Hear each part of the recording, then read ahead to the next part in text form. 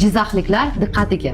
Jizzax shahriga Logopeda O'zbekiston va Jana massaj markazi asoschilari 17-yanvarda biz birga boramiz. Agar sizni farzandingizda ortopedik va nevrologik tashxis bo'lsa, misol DCP yoki nevrologicheskiy gipertonus, gipotonus, oyoq qishiqligida, varusni, valgusni, demak, O-obrazniy, X-obrazniy oyoqli yoki bo'yni qishiqligida, o'sha paytida siz o'zingizni farzandingizni bizning markazimizga olib kelsangiz bo'ladi.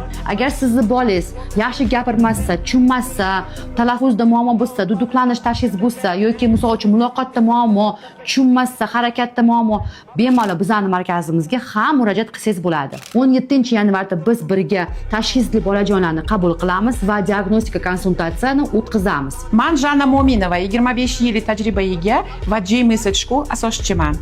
Man Azizova Sabina Fattahovna, defektolog, logoped, neyropsixolog, terapevt, sensorniy integratsiya bo'yicha. Yana sizlarga yangilik aytmoqchiman.